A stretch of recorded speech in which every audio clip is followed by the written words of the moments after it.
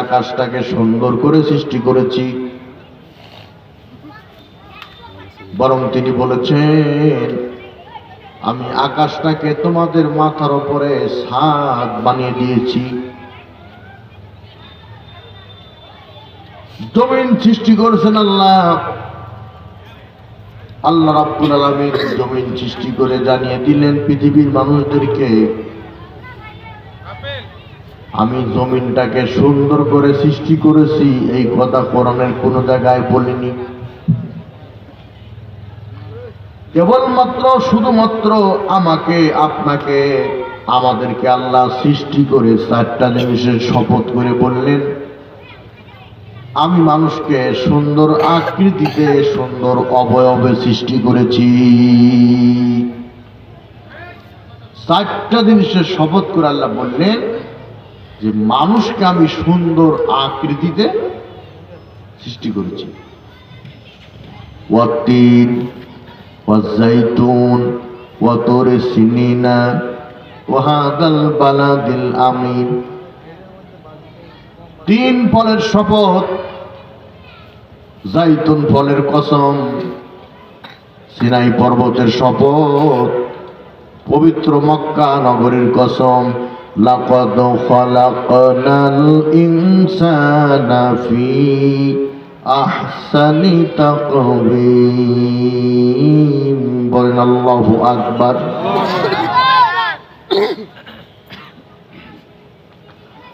আল্লাহু আকবার হচ্ছে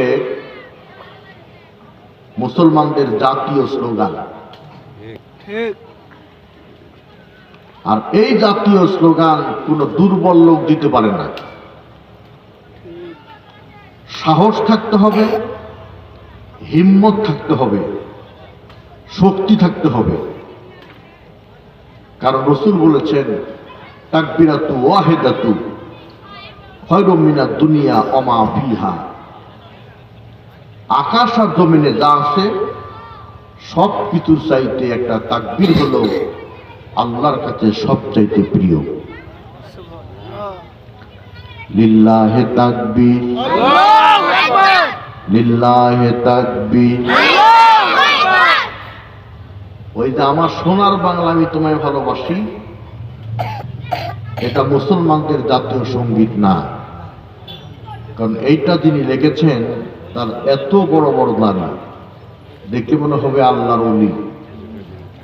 হিয়া বড় মোষ, দেখলে মনে হয় ইরি ধানের গোস। তার ওই জাতীয় সঙ্গীতের মধ্যে শিরিকের গন্ধ আছে। কি সেই গন্ধ? আমার সোনার বাংলা আমি তোমায় ভালোবাসি। সোনার বাংলাকে ভালোবাসতে হবে না, বরং সোনার বাংলা যিনি দিয়েছেন তিনি আল্লাহ, তাকে ভালোবাসতে হবে। আমার সোনার বাংলা আমি কি তোমায় এমনি ভালোবাসি? গভর্নমেন্টের টাকা মেরে দোতলা বাড়ি করে, গভর্নমেন্টের টাকা মেরে দোতলা বাড়ি করে করি হাসাহাসি। আমি কি তোমায় এমনি ভালোবাসি? হ্যাঁ, এমনি ভালোবাসে? কেউ স্বার্থের জন্যে, কেউ অর্থের জন্যে। তো যাই হোক, সকল প্রশংসার মালিক কে? সুখে দুঃখে বিপদে সব সময় শুকরিয়া আদায় করতে হবে কার? বলুন আলহামদুলিল্লাহ। শত সহস্র দুরূদ সালাম বর্ষিত হোক প্রিয় নবী, পিয়ারা নবী সাইয়্যিদুল মুরসালিন রাহমাতুল লিল আলামিন, সিরাজাম মুনীরা বাশীরা ওয়া নাযীরা, আব্দুল্লাহ নন্দন, মানবতার মুক্তির স্পন্দন, রহমতের মূর্ত প্রতীক, হাশিম বংশের কাঙ্ক্ষিত প্রদীপ জনাবে মুহাম্মদ রাসূলুল্লাহ সাল্লাল্লাহু আলাইহি সাল্লামের উপরে। প্রিয় ভাইরা, আমরা এসেছি কোরআনের মাহফিলে, আলোচনা হবে কোরআন থেকে, সহিহ হাদিস থেকে, ঠিক আছে না?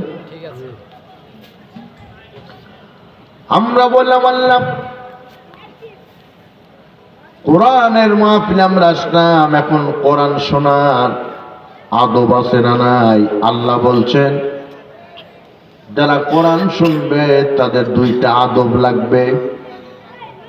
সূরা আরাফের 204 নম্বর আয়াতে আল্লাহ জানিয়ে দিলেন, وَإِذَا قُرِئَ الْقُرْآنُ فَاسْتَمِعُوا لَهُ وَأَنصِتُوا لَعَلَّكُمْ تُرْحَمُونَ।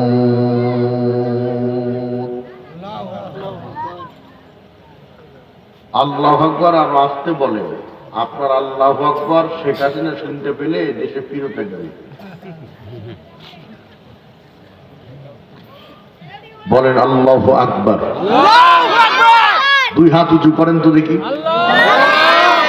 টান টান করেন, মুট করেন, কারণ নাকে যেন না লাগে। লিল্লাহে তাকবীর। আল কোরআনের আলো সারা বাংলায় জালো, কোরআন সুন্নাহ যেখানে, আলেম ওলামা যেখানে, মমতা দাপা যেখানে, একটু বুঝে শুনে বললেন। এই মমতা ঢাকা সদরঘাটে নর্তকীর মতো নেচে গান গেয়ে যে টাকা পেত ওই টাকা দিয়ে সংসার চালাতো। সেই মমতাজকে সংসদের এমপি বানায়া, সংসদে গান গাওয়া, সংসদটাকে অপবিত্র করা হয়েছে। কোরআনের পক্ষের লোক যারা, তাদেরকে সংসদে পাঠায়া কোরআনের আইন বাস্তবায়নের মাধ্যমে সংসদকে পবিত্র করা লাগবে। ঠিক আছে না? আল্লাহ বলছেন নবীজি পৃথিবীর মানুষদেরকে বলে দাও যারা কোরআন শুনবে তাদের দুইটা আদব। 1 নাম্বার শুনবে তো শুনবেই মনোযোগ সহকারে, আর 2 নাম্বার চুপ থাকবে। তাহলে আমি আল্লাহ তাআলা রহমত নাজিল করে দেব। আশা করা যায় তারা রহমত প্রাপ্ত হয়ে যাবে। সুবহানাল্লাহ। আর আপনারা বলেন আল্লাহর রহমত ছাড়া জান্নাত যাওয়া যাবে? আল্লাহ রহমত ছাড়া হিসাব দিয়ে জান্নাতে যাওয়া যাবে? যাবে না। আমরা বললাম আল্লাহ এই কোরআনের ব্যাপারে আবু জাহেল কি আইন করেছিল আল্লাহ রাব্বুল আলামিন তাও জানিয়ে দিলেন। এই জন্য জানিয়ে দিলেন আবু জাহেল ইন্তেকাল করবে, কিন্তু তার নাতি নাতনিরা আজও জিন্দা থাকবে। সূরা হামিম সাজদা 26 নম্বর আয়াতে জানিয়ে দিলেন, وقال الذين كفروا لا تسمعوا لهذا القرآن والغوا فيه لعلكم تغلبون।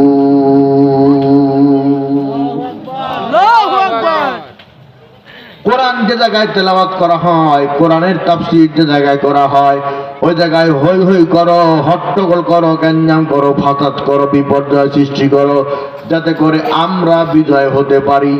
তাহলে কোরআনের মাহফিলে না এসে যারা মেলায় ঘোরাঘুরি করতেছে, রাস্তাঘাটে হট্টগোল করতেছে, বুঝতে হবে আবু জাহেল মরে গেছে, ওরাই হলো আবু জাহেলের নাতি নাতনি। মিল আছে না? আমরা বললাম আল্লাহ এই কোরআন শুনলে লাভ কি? আল্লাহ পাক সূরা জুমারের 18 নম্বর আয়াতে জানিয়ে দিলেন, আল্লাযীনা ইয়াসতামিউনাল কওলা ফায়াত্তাবিউনা আহসানাহু উলাইকাল্লাযীনা হাদাহুমুল্লাহ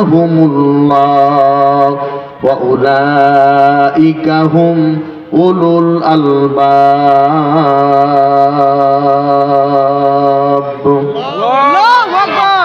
আল্লাযীনা ইস্তামিউনাল কাউল, এখানে কওল মানে কোরআন। যারা কোরআন শোনে ওয়াত্তাবিউনা আহসানাহু, উত্তম রূপে কোরআনের ইত্তেবা করে, অনুকরণ অনুসরণ করে, রীতিনীতি পদ্ধতি মানে, উলাইকাল্লাযীনা হাদাহুমুল্লাহ, তারা আমি আল্লাহর পক্ষ থেকে হেদায়েত প্রাপ্ত। জোরে বলুন সুবহানাল্লাহ। আল্লাহর পক্ষ থেকে হেদায়েত প্রাপ্ত যদি একবার হয়ে যায়, তাহলে জান্নাত ঠেকাবার মতো কেউ আছে ভাই? আল্লাহ বলছেন উলুল আলবাব, আর এই লোকগুলি হচ্ছে প্রকৃতপক্ষে বুদ্ধিজীবী, চালাক। পুলিশ চোরকে ধরেছে, আর এই পুলিশ তো মানুষ হয়েছে 5 আগস্টের পরে। 5 আগস্টের আগে রাত যখন 12টা বাজে, তখন 3 শ্রেণীর প্রাণীকে রাস্তাঘাটে বেশি দেখা যায়। 1 নম্বর হলো পুলিশ, 2 নম্বর বক্তা, 3 নম্বর কুত্তা। রাত 12টার পরে রাস্তা দেখবেন প্রাইভেট কার, অধিকাংশ প্রাইভেট কারে বক্তা আছে, ওয়াজ করে বাড়ি যাচ্ছে। আর পুলিশ দাঁড়ায় গেলাম, কোথায় গেছিলেন? মাহফিলে। প্রমাণ কি? এই দেখেন পোস্টার।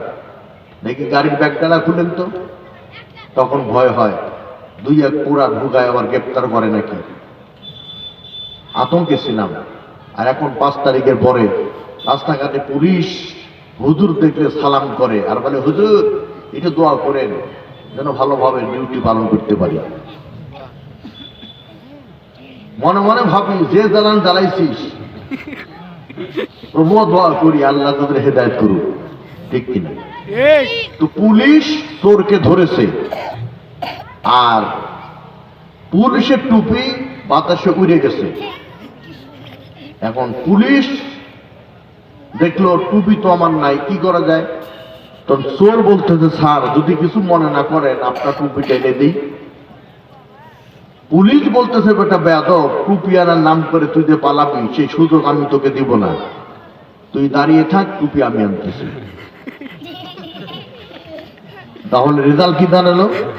পুলিশ নিজেকে চালাক মনে করতেছে, চোরও নিজেকে চালাক মনে করতেছে। আসলে পুলিশও বোকা, চোরও বোকা। আসল চালাক তারা কোরআনের মাহফিলে কোরআন শুনে আর কোরআন মানে যারা, মানে আমরা। সুবহানাল্লাহ বলে। আমরা বললাম আল্লাহ সেই কোরআন পড়া কঠিন না সহজ? আপনাদের বলিনি আল্লাহ রাব্বুল আলামিন কোরআনুল কারীম সূরা কমরের 17 নম্বর আয়াতে, সূরা কমরের 22 নম্বর আয়াতে, সূরা কমরের 32 নম্বর আয়াতে, সূরা কমরের 40 নম্বর আয়াতে জানাই দিলেন, ওয়ালাকাদ ইয়াসসারনাল কুরআনা লিযিকর ফাহাল মিন মুদ্দাকির। আর আমি বিশ্ববাসীকে জানিয়ে দাও, সহজ থেকে সহজতর অবস্থায় আমি আল্লাহ কোরআন নাযিল করেছি। তোমাদের মধ্যে এমন কেউ আছো নাকি কোরআন থেকে উপদেশ গ্রহণ করবে? এতে বোঝা গেল কোরআন বোঝা কঠিন না সহজ? সহজ। কিন্তু আমার দেশের বাবারা খানকায় বসে আছে, সুবহানাল্লাহ 33 বার, আলহামদুলিল্লাহ 33 বার, আল্লাহু আকবার 34 বার, সুদের টাকা 5 লাখ জিকির করতেছে। আর মুরিদ ওরসের নামে গরু রশি ধরে বাবার দরবারে যাচ্ছে। আর এই বাবা মুরিদকে জনমের মতো কোরআনের বিরুদ্ধে বোঝাচ্ছে। কারণ ওই পীর বাবা ভালো করেই জানে, ওই বাবা ভালো করেই জানে এদেশের জনগণ যদি কোরআন বুঝে যায়, বছরে বছরে ওরসের নামে বাবার দরবারে গরু দূরের কথা, গরুর বিচি নেওয়ার যাবে না। কোরআন বুঝতে দেয় না, আবার গান গায়, আমগো বাবার দরবারে যত গরু যায়, আমগো বাবার দরবারে যত গরু যায়, তোমগো বাবার দরবারে তত মানুষ নাই হয়। আমি বললাম গরুর দরবারে তো গরুরাই যায়, ঠিক আছে না? নেই? তাহলে আপনাদের বোঝালাম আমি কোরআন বোঝা কঠিন না সহজ? এখন বললাম আল্লাহ কোরআন তো নাজিল করেছো তুমি, কোরআন হেফাজত করবে কে? আল্লাহ তাআলা জানিয়ে দিলেন সূরা আল হিজরের 9 নম্বর আয়াতে ইন্না নাহনু নাযালনা যিকরা ওয়া ইন্না লাহু লাহাফিযুন। আল্লাহ বলেন নিশ্চয় কোরআন আমি নাযিল করেছি। দুনিয়ার কোন আগা বাবা, খাদা বাবা, দয়াল বাবা, কেবলা বাবা, নেংটা বাবা, দড়ি বাবা, সুরি বাবা, বিড়ি বাবা, কালা বাবা, বাবারে বাবা, ওরে বাবা।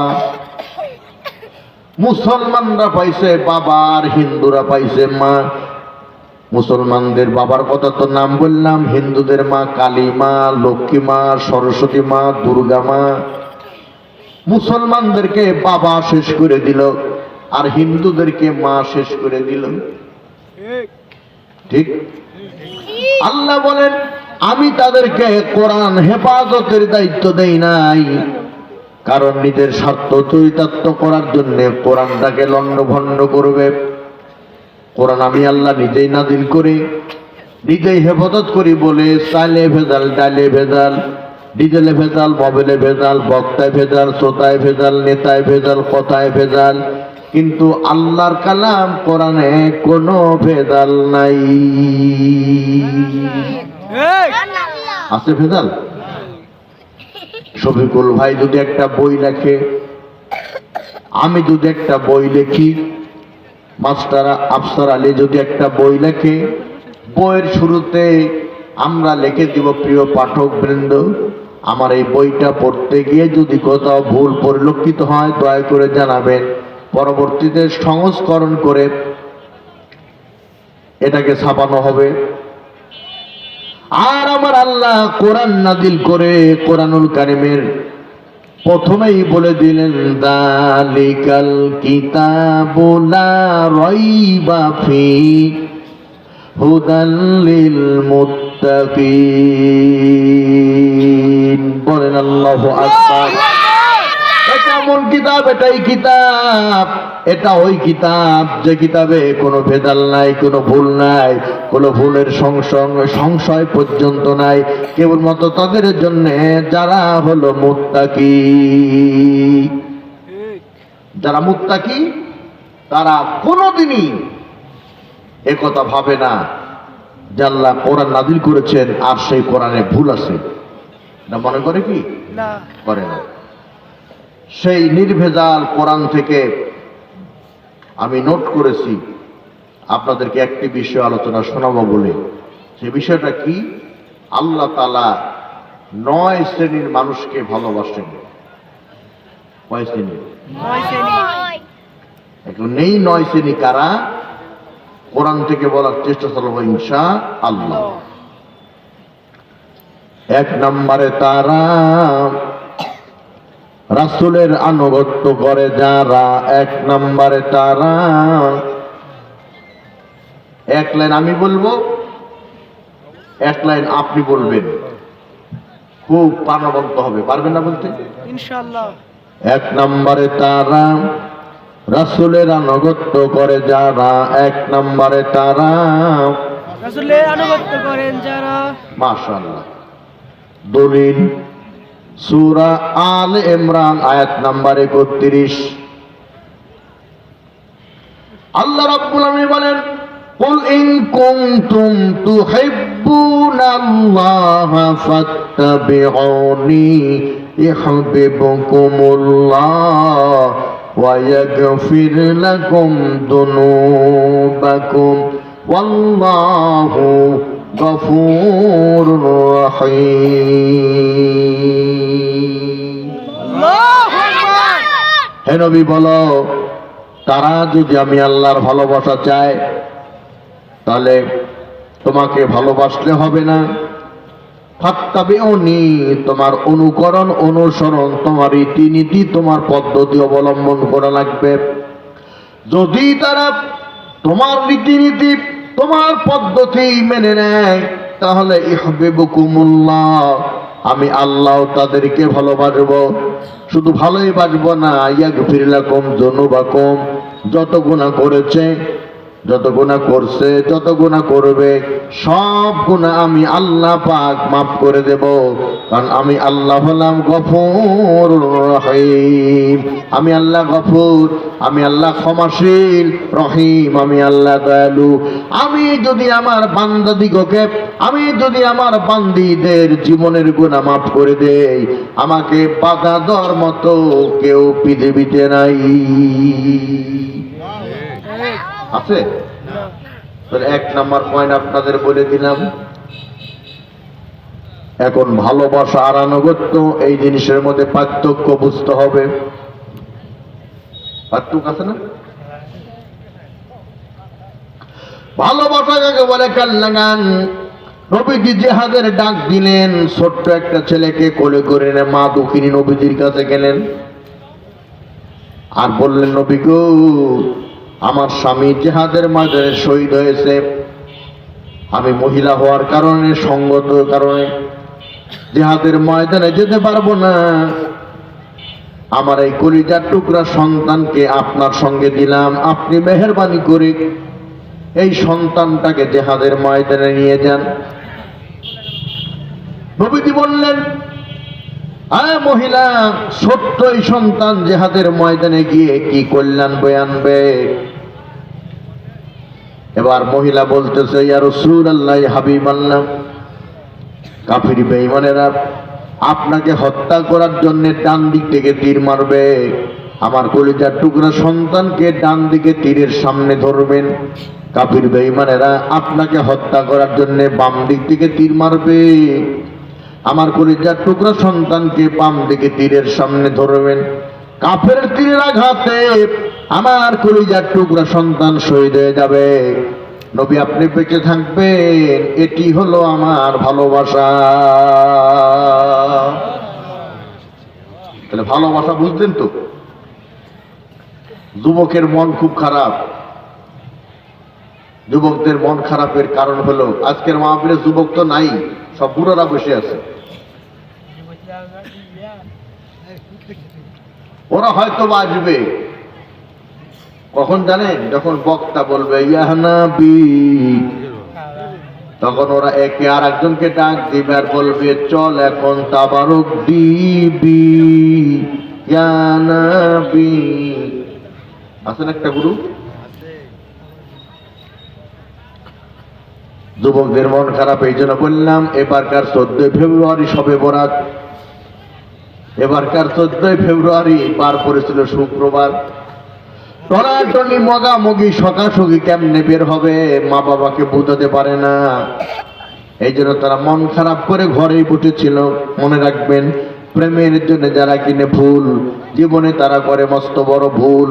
জীবনের এক পর্যায়ে দিতে হবে ভুলের মাসুল। নাটোর থেকে বলে গেলাম আমি মোহাম্মদ রুহুল। আর প্রেমের জন্য যারা কিনে গোলাপ, নিরালায় বসে করে প্রেমালাপ, তাদের জানা উচিত 14 ফেব্রুয়ারি পালন করা এটা ইসলামের খেলাফ। আমি আমার মাকে, আমি আমার বাবাকে, আমি আমার ভাইকে, আমি আমার বোনকে, আমি আমার স্ত্রীকে, আমি আমার ছেলেকে মেয়েকে ভালোবাসবো। দিনক্ষণ করে কেন? সব সময় ভালোবাসবো। দিনক্ষণ করে ভালোবাসে কুত্তারা খালি কার্তিক মাসে। কথা কয় না? তাহলে 14 ফেব্রুয়ারি যারা পালন করে অলিতে গলিতে সিপা চাপায়, এরা এক একটা কুত্তা দিবস পালন করে। ভালোবাসার কথা বলছিলাম, আর একটা কথা বলে চলে যাই সামনের দিকে। নবীজি বলেন, আমার প্রিয়তম সাহাবী আনসার, আমি তোমার কাছে জানতে চাই জীবনে কোনোদিন প্রেম করেছো নাকি? আনসার বলে, ইয়া রাসূলুল্লাহ, আমি প্রেম করেছি। নবীজি বলেন, আনসার, প্রেম করা ভালো, আমি জানতে চাই প্রেম তোমার কার সাথে হলো? আনসার বলতেছে, নবীজি, আমার প্রেম হয়ে গেছে ডাইরেক্ট। নবীজি বললেন, ইনডাইরেক্ট আর ডাইরেক্ট প্রেম আমি বুঝি না, আমি জানতে চাই প্রেম তোমার কার সাথে হয়েছে? বলে, হুজুর, আমার প্রেম হয়ে গেছে পুরুষে। নবীজি বলেন, আনসার, কি সাংঘাতিক কাজটাই না করেছো। পৃথিবীর যুবক প্রেম করে যুবতীর সাথে, পৃথিবীর যুবতী প্রেম করে যুবকের সাথে, আর তুমি প্রেম করেছো পুরুষে। ও আনসার, আমি জানতে চাই তোমার এই প্রেমিক বেঁচে আছে না মরে গেছে? আনসার বলতেছে, ইয়া রাসূলুল্লাহ, আমার প্রেমিক শুধু বেঁচে না, বরং আমার সামনে বসে আছে সেই প্রেমিক আপনি নবীজি। সুবহানাল্লাহ। এর নাম হলো ভালোবাসা। এর নাম কি? এর নাম হলো ভালোবাসা। আর আপনি বইটাখালী থেকে আত্রাই পর্যন্ত, আত্রাই থেকে সিংড়া পর্যন্ত অটো চালিয়েছেন, বাড়ি এসেছেন। আগে ভালো করে বুঝতে হবে ভালোবাসা কি আর আনুগত্য কি। আল্লাহ কয় শ্রেণীর মানুষকে ভালোবাসেন? 9 শ্রেণী। কয় নাম্বার বলতেছি? 1 নাম্বার। পরিষ্কার করে বুঝে নেন। অটো চালিয়ে বাড়ি এসেছেন দুপুরবেলা, স্ত্রীকে বলতেছেন, স্ত্রী আমাকে পানি